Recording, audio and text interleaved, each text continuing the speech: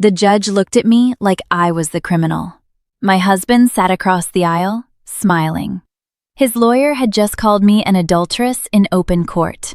He told the judge I had built my multi-million-dollar real estate empire on my back. He demanded my business, my savings, and my home. And now, the man my husband bribed to testify against me was walking to the witness stand.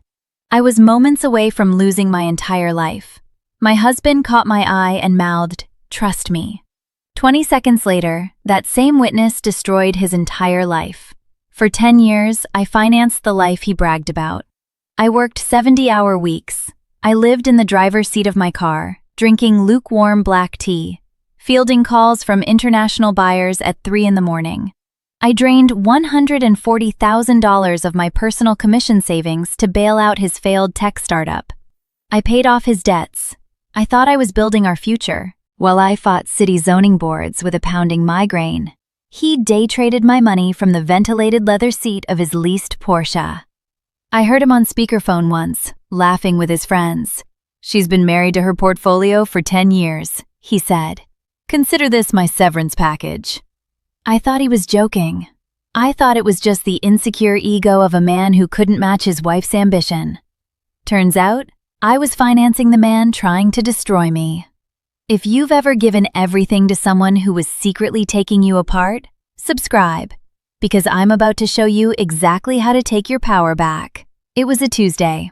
I remember because it was raining, and the landscapers had left muddy boot prints on the driveway. I found his iPad on the kitchen island. The screen was unlocked. There was an email draft open to a defense attorney. It outlined a strategy to invoke a moral failing clause in our prenuptial agreement. I opened our joint banking app. I checked the routing history. There it was, a hidden $15,000 wire transfer. It was sent directly to the estate manager of my highest net worth client. He didn't just want half my assets. He wanted to manufacture a fake affair with a vendor to permanently revoke my real estate broker's license. He wanted me broke, humiliated, legally barred from the industry I bled for. My chest went completely hollow. My heart rate hit 130. The kitchen hummed around me. 10 years of marriage reduced to a $15,000 hit job. The panic lasted exactly 3 seconds. Then, my crisis management training took over. I closed the iPad. No sudden movements. I heard the floorboards creak upstairs. He was getting out of the shower. I had exactly 4 minutes before he walked down those stairs. I pulled out my phone. I photographed the wire transfer. I photographed the routing number. I photographed the email draft. Then, I opened my laptop. I didn't pull massive files. I didn't waste time with IT manuals. I needed the kill shot. I logged into my firm's server and pulled the immutable GPS access logs for my encrypted lockboxes. The metadata proved my physical location. On the exact dates he claimed I was sleeping with the estate manager in a luxury listing, I was 300 miles away at a zoning conference. Footsteps on the stairs. The download bar hit 90%. The heavy tread of his boots on the hardwood, 99%. The file zipped. I ejected the drive. I closed the laptop. He walked into the kitchen, toweling off his hair.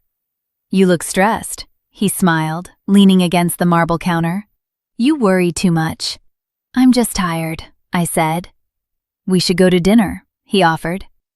"Yes," I said. "Let's do that." I smiled. I kissed his cheek. And the next morning, I went hunting. I didn't confront my husband. I confronted his weapon. I drove to a half-built mansion in the hills. The estate manager was there, supervising a concrete pour. I walked up to him. I didn't yell. I didn't threaten him with violence.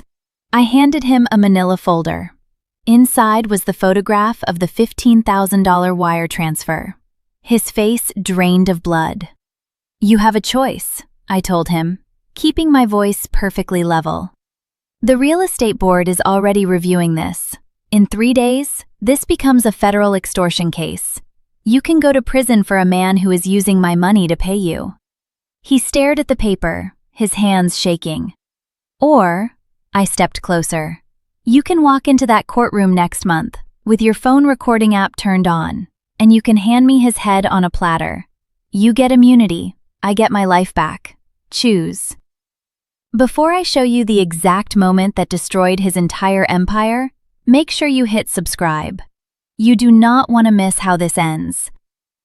For 6 weeks, I smiled. I cooked dinner. I slept beside him. I listened to him complain about his day, while 3 different legal agencies quietly built the trap. He threw a barbecue for his friends in our backyard to celebrate his impending victory. I watched him from the kitchen window, holding a beer, laughing loudly. He thought he had buried the paper trail. He forgot I built the shovel. The morning of the hearing, I wore a tailored black suit. The courtroom was suffocatingly hot. The judge looked over his glasses at me, clearly annoyed. My husband's lawyer had painted a brilliant picture. The grieving husband, the cold, cheating corporate wife. I sat perfectly still. My hands were folded on the plaintiff's table. For a second, a terrifying thought crept into my mind. What if the estate manager backed out?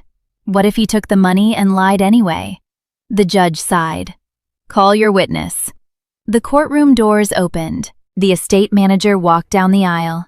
He didn't look at me. He looked terrified. He took the stand. My husband leaned back in his chair, adjusting his tie. He smirked at me. State your name for the record, the bailiff said. The estate manager stated his name. Then, instead of answering the lawyer's first question, he reached into his suit pocket. The judge frowned. What are you doing? The estate manager didn't look at the judge. He looked directly at my husband. He pulled out his iPhone. He held it up to the microphone on the witness stand, and he hit play.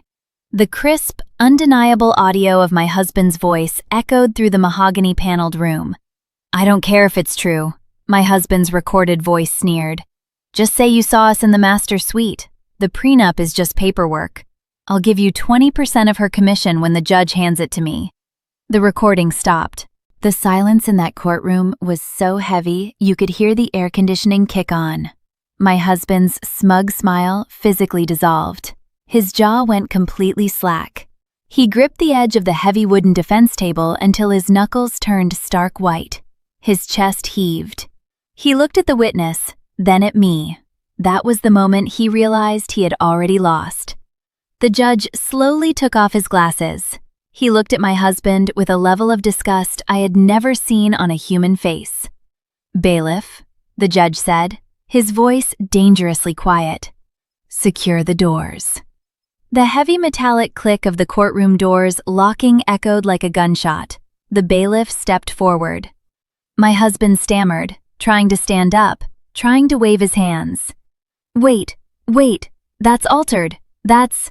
The bailiff grabbed his arm and locked the handcuffs around his wrists.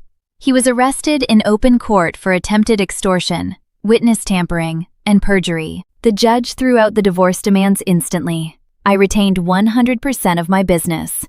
I kept the house. I kept every single dollar of my savings. 2 weeks later, I unlocked the doors to my brokerage office. The morning sun was hitting the glass desks. My lead agent looked up from her computer and smiled. We knew you'd win, she said softly. I walked into my private office. I closed the door. I took the framed wedding photo off the bookshelf and dropped it into the metal trash can. The sound of the glass shattering was the first time I finally let out a breath, but I still feel it sometimes. A lingering, involuntary spike of adrenaline whenever a client texts me late at night. The physiological scar of sleeping next to a predator for 10 years. He thought my empire was built on my back. He forgot it was built on ironclad contracts and relentless surveillance. He wanted half my future. Instead, he got a criminal record. If you found this satisfying, subscribe. There are a lot of predators out there, and they all leave a digital footprint.